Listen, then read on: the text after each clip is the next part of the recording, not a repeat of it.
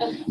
My name is Sarah Joy Maccaro. I am originally from in Williamson County, but I was able to be placed in Murray County, just south of my hometown, for the summer. It was nice to be able to live at home for free and to be able to make connections where I, hopefully one day want to work. So, I graduated in May with a degree in animal science from UT Knoxville, and then I'm going back to Knoxville to start my master's in agricultural education this coming fall. Okay, so just a little overview of Murray County so that you can kind of put into perspective the kind of things we did and the reasons why. Murray County is located in southern Middle Tennessee, so kind of beneath Nashville and a little bit to the western side. A population of about 85,000 people, which is the 16th most populous county in Tennessee, and there's 95, so that's pretty big considering. Spring Hill and Columbia are the main cities there. There are other ones, but they're not as populated and I guess more of an urban-y area. So $280 million in agricultural sales. So that's in our county. There are 4 agents and then 3 area specialists are housed there too. So it's kind of a full county. There's a lot of people. So we have an agent to cover every area. So one of the obstacles that Murray County faces is poverty. The poverty rate is about 14.8%, which is higher than the national average. Our unemployment rate was about 8.6, which is also higher than the national average. We have a lot of health issues concerning obesity, maybe smoking. 24% of people smoke in Murray County, which I thought was kind of high considering all the information we have out. Also, there's a small profit margin for farmers, and I have an ag background, so that's where my main concern was, I guess. But farmers in Murray County especially are night and weekend farmers, so they can't afford to stay home and farm all the time. They have full-time jobs and then they come home, and so having a profit margin is so important so that these farms can continue for generations to come. It's so important that we keep farmers in focus, and so only 10% of farmers in the area were using alternative marketing measures for their beef cattle producers. Beef cattle is the #1 commodity there. There's about 1,000 producers and so that's just one of the obstacles. Also, there's a large population of youth. 24% of the population is under 18, and then 50% of those youth are on free and reduced lunch. So the youth population is really important to focus on because as they come up, they're going to be the adults in the county, and you kind of have to ready them for that. And so our resolutions in Murray County are programming in agricultural and natural resources to take care of the beef cattle farmers, family and consumer sciences to focus on, their poverty rate is high, the unemployment rate is high, so how do we save money, how do we cut back, how do we educate our families on, wise food decisions and money decisions, and then 4-H youth development, of course, because the large population there. And so I just want to start this off by saying that I do have an agricultural background, but I was so blessed to be able to see every single focus in action in Murray County, and that's something that I was expecting, but I didn't expect to enjoy so much. Not that I wasn't going to, I didn't think I was going to be miserable or anything like that, but I just was moved by so much in the area. And then also, a lot of the things I'm going to talk about can really fall into 2 areas, whether it be 4-H and agriculture, FCS and 4-H. And so I love to see the connections between the agents. I mean, we had lunch together every day. We sat down and had lunch and talked for an hour. And I think that's something so unique and such a blessing to observe because, I don't think you come across that in every workplace, but they really work together so well to have those issues in mind and see how we could work all together and control them. So if you see something in the ag and think, oh, that's 4-H, that's why. So as far as agriculture things went, we did a lot of livestock shows, a lot of youth shows. My favorite is the goat show. At South Central, we did the horse show, Beef Expo, and I was able to go, and I have a little experience in putting on shows through my undergraduate education. And so it was really awesome to go back and put it into, I guess, more of a real life situation, like a career situation. And I just had so much fun being out there. And I liked my name tag because I looked nice in my picture and then I would look like this in person. So it was nice to show people that I didn't always look that way, but I enjoyed it. I love being out and working. And I kind of figured that I spent about 50% in office and 50% out is kind of, the average. And I just love that so much because I'm really a person who needs to be out. You know, you get kind of cramped up in an office, but there's so many opportunities for me to get out to the community and really see the impact there.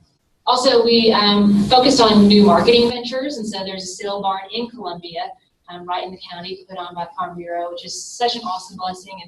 And Mr. Richard Gross works with producers to kind of see those avenues for marketing so people get higher prices for their goods, and really increases that profit margin to make sure that people can continue to do what they love nights and weekends. Also, Columbia Wool Pool is the longest running wool pool in the state of Tennessee. We had producers coming from all over the state, Alabama, different areas, and this is kind of how it worked. They people would come with their truckloads of wool, and then we would compact it into these huge bales, and it was so awesome because it's something there's only 2 wool pools in the state that I'm aware of here in Verbal. So, you know, it's such an awesome experience to be able to get there and see this in action. We were talking to some of the producers. I was able to get out and, you know, talk to them. They're saying that this is such an awesome thing to have because this is an extra couple bucks. You know, this could be a month worth of feed right here that some people can just throw away, you know, because there isn't a huge market for wool, but Columbia is really supplying another marketing venture there. Also, home visits were really fun. I thought we went out and just talked to people. I mean, we weren't even at farms sometimes. It was just, you know, someone who was interested in why their tree died. I really liked that part of things, getting out and making connections.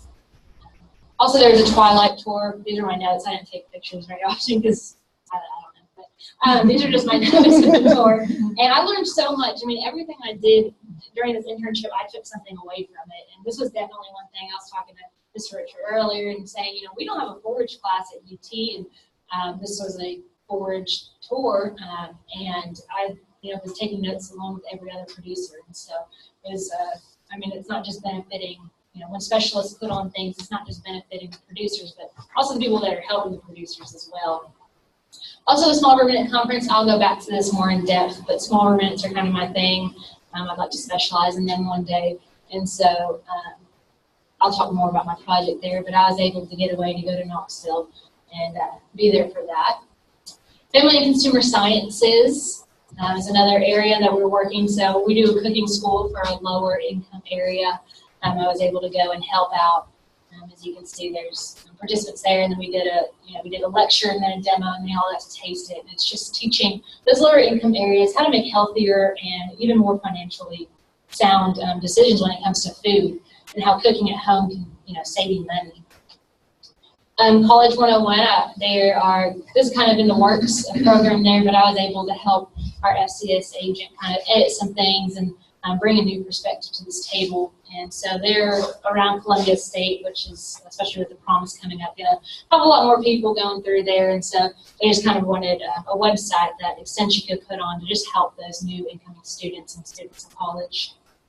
Fabrics and textiles, our FCA agent has a master's in textiles, and so I got to see a lot of really cool things.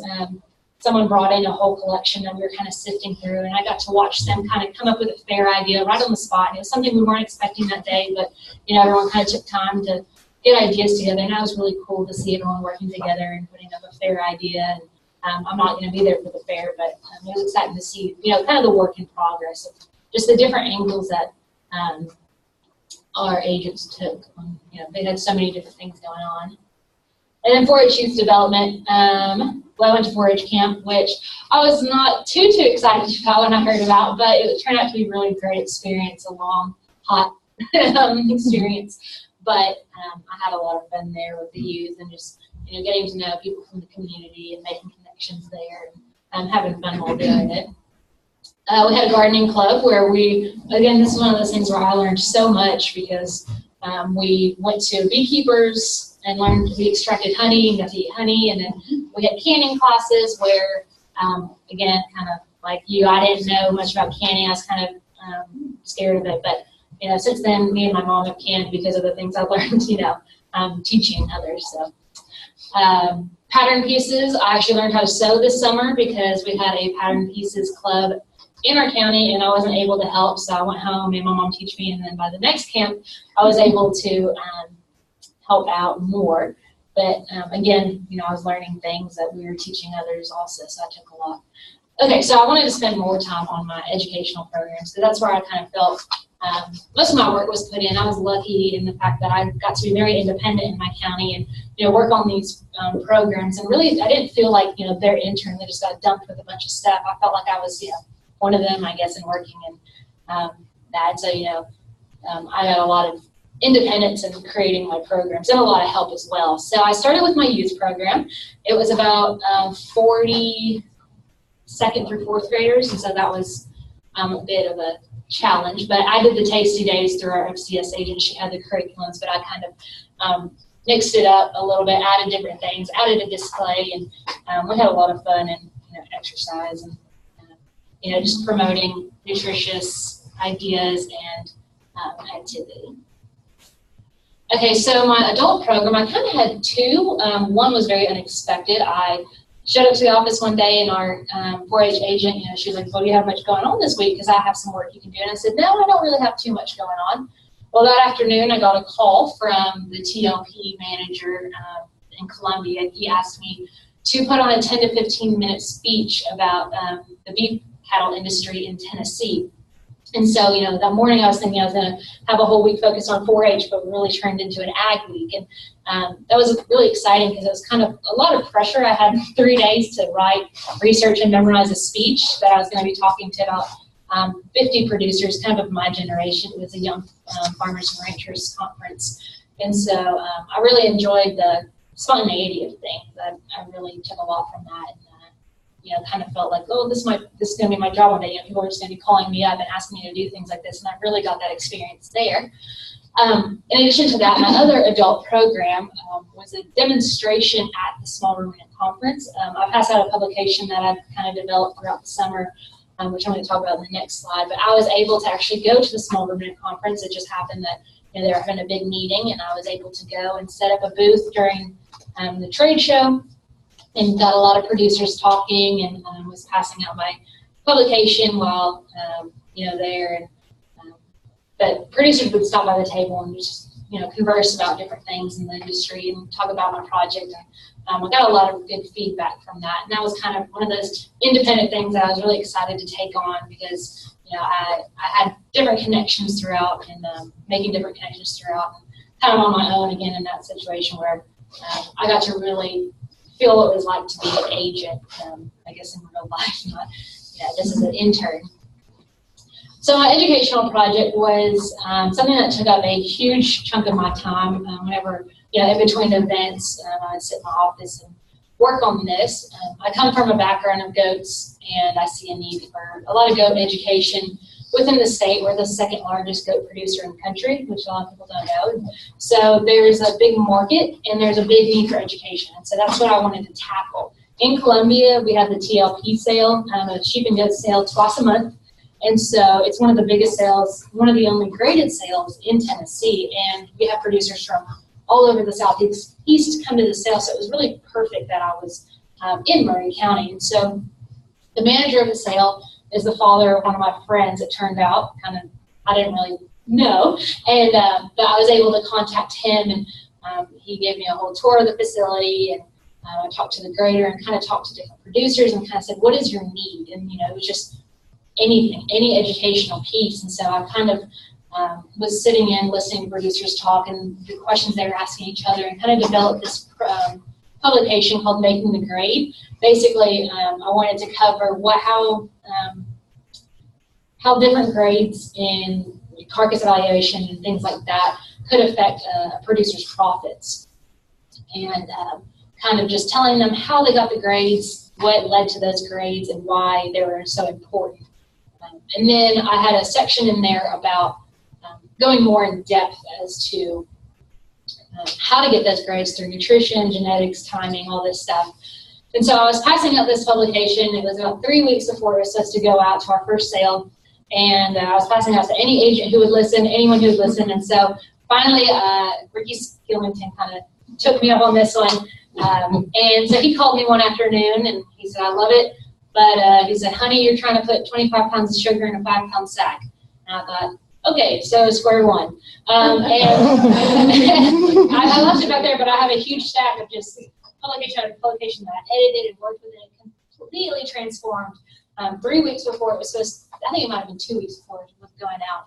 So I kind of redid it, and I agreed with them. And so that, again, was just like a very real life experience of, okay, I have this project done, I want to get it out, but it's not good.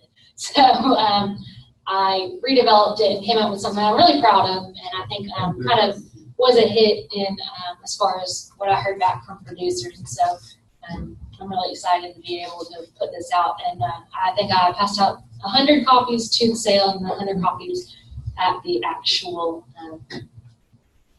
Small Ruminant Conference. Okay, so just in conclusion, I kind of wanted to I guess, tell a little bit about myself and how Extension really played into exactly where my passion and mission kind of meet this career. And so I have this huge background in agriculture, and I love agriculture. And everything I've done, since elementary school has been for for my knowledge in agriculture, for the betterment of agriculture. It's just a passion of mine. I think one of those God-given passions that you just can't really explain, but it's led me all over the place. I love to travel. I love car rides. I joined a club in college once because I knew they were driving to Houston that year. Because I thought, of course, I took a lot of training and stuff too, but I knew that we were done, and I loved being in the car, loved riding, and I really got to see a lot of the state, through this internship. I got to sit in the car and drive to new places, meet new people, see new experiences, and that is so much what I desire in a career, just something where I can get out and talk to people and see new things. That's New York City, I think, I don't know, New Jersey maybe, Charleston and Texas out there, or Colorado, I don't know.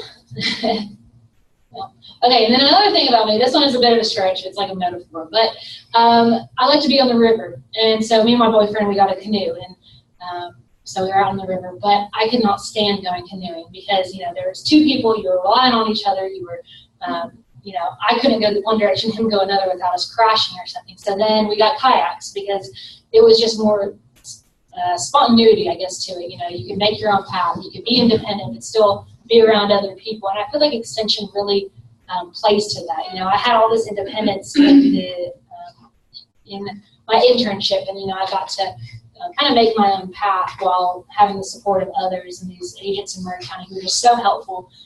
But I really got to learn, I guess, all there was to Extension in my own little way, and so that's a little tidbit there. But I just wanted to thank Murray County Extension, Mr. Richard, for just the most amazing summer, the most, there aren't words for how great the summer was and how enlightening it was and how much it's going to make an impact on my future. But I just wanted to thank everybody.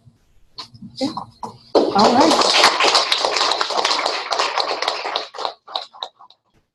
And Sarah, if you wouldn't mind, let me ask sorry, I forgot. Come back questions.